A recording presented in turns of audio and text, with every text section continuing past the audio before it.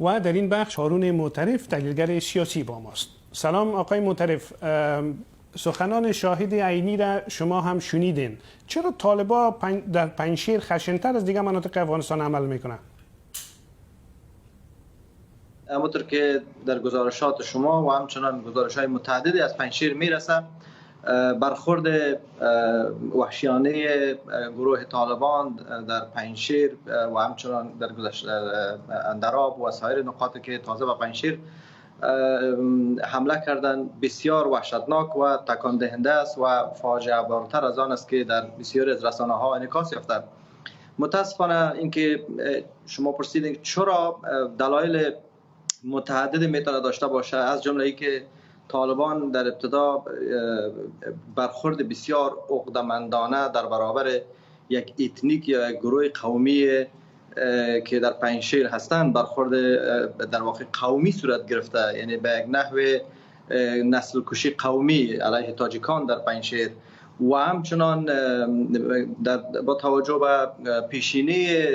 ایستادگی و مبارزات مردم در شمالی و در مشخصا در پنجشیر برمیگرده به گذشته تاریخی و ایستادگی مردم در برابر گروه طالبان. شما دیدین چنانچه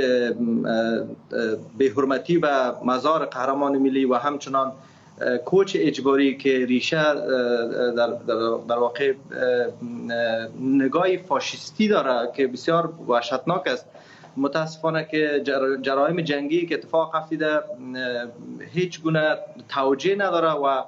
به جنگ ارتباط نمیگیره. شما دیدین که کوچ اجباری و برگبار بستن جوانان و کودکان، خانواده ها و حتی خانوادهایی که در واقع نیازمند کمک و غذا هستند، تمام چیز را و همه چیز را بر مردم و خانواده ها محدود ساختند که در واقع یکی از جرایم به شدت و آشکار جنگی است. در حال حاضر در حالی که گروه های مقاومت در جبهات در دوردست های کوههای و کوپایه های هندوکش و پنجشیر حضور دارند، اما به جای اینکه غاصبین قدرت برن مثلا در جنگ و در واقع در خط مبارزه در برابر مبارزات اینا مثلا خودشان را قرار بدن، برعکس به جان خانواده ها افتادن، به جان مردم عام افتادن. شما دیدین کاروانای زیاده که میخواستن از پنجشیر خارج شوند از پنجشیر با آزار و اذیت و توقف ساعتها توقف مواجه شدن در دروازه ورودی پنجشیر. در کل یک جنایت ضد بشری جریان داره، یک نسل کشی بسیار آشکار و سکوت کشورها، سکوت جامعه جهانی، سکوت بازیگران قدرت بسیار شرم‌آور است نسبت به مسئله افغانستان. افغانستان به باد فراموشی سپرده شده، مخصوصا دنیا چشمایش در برابر پنجشیر بسته کردن و در واقع نمیخوان که آنچه در پنجشیر جریان داره اینو ببینن. بسیار جای تاسف است و اگر اقدامات فوری و ضروری نسبت به جنایت جنگی صورت نگیره، من فکر میکنم که فاجعه این مسئله بسیار گسترده‌تر خواهد شد. بله، شما اشاره کردین تصاویر و گزارش‌های بسیار وحشتناکی از پنجشیر به دست میرسه و شما هم گفتین که نهادهای بین‌المللی هم جامعه سازمان ملل هم درباره پنجشیر سکوت کرده. دلیل سکوتش چی می‌دانین شما؟ اینکه چه دلایلی وجود داره باید از دنیا و از کشورهایی که در پروسه دخیل بودن پرسیده شود واقعا چرا دلیلش چی است و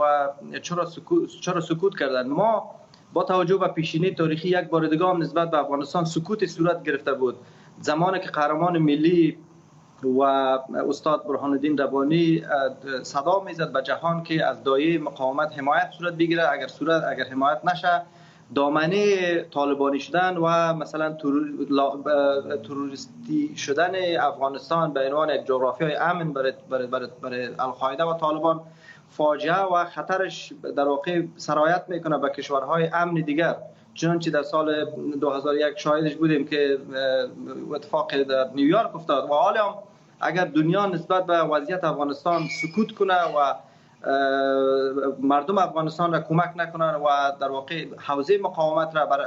کمک نکنن، بی تفاوتی و اغماض از جنایت طالبان، من مطمئن هستم که یک بار دیگر دامن جهان را میگیره و این خیابان‌های امن اروپا و مسکو و آمریکا و پیکن و در واقع کشورهای که در پروسه صلح و در روندی که جریان داره بی‌تفاوتی انجام دادن، دامن اینا را من مطمئن هستم میگیره. من بسیار تاسف میکنم که دنیا در برابر این وضعیت سکوت کرده و بی‌تفاوتی اختیار کرده. تاوان بی‌تفاوتی من فکر میکنم بسیار کلان خواهد بود و این تاوان نه تنها که مردم افغانستان خواهند پرداخت، بلکه کشورهای دخیل در روند جنگ و صلح افغانستان این تاوان خواهند پرداخت. بله. آیا کدام راهکاری هم برای مستندسازی شکنجه و آزار و اذیت مردم توسط طالبان روی دست است؟ به عنوان آخرین تا جایی که ما در جریان قرار داریم، طالبان بسیار کوشش میکنند که خبرنگاران را اجازه ندن که از جریان آنچه در پنجشیر میگذره فیلمبرداری و مستندسازی شود و حتی هیچ خبرنگاری که مثلا از جنایت طالبان خواسته باشند که مستند بسازن اجازه فعالیت در درون پنجشیر ندارن. صرف یک تعداد خبرنگارایی که به شکل بسیار سمبولیک و در هماهنگی با در واقع بر اساس یک مجوز طالبان به پنجشیر راه پیدا کردن، بخشایی از فعالیت طالبان را انعکاس دادن و در واقع توجیهات را انعکاس دادن که نشان میده که مثلا طالبان به مردم میگن که ما با شما کاری نداریم، اینا باید با کوپایه ها نروند و ما مثلا با مردم برخورد به اصطلاح خشن نداریم، در حالی که مستندات واقعی چیزی است که مردم از درون پنجشیر به ما مخابره میکنن، چیزی است که در واقع مردم به شما اطلاع دادن. پیشتر من صحبت برادر ما را شنیدم که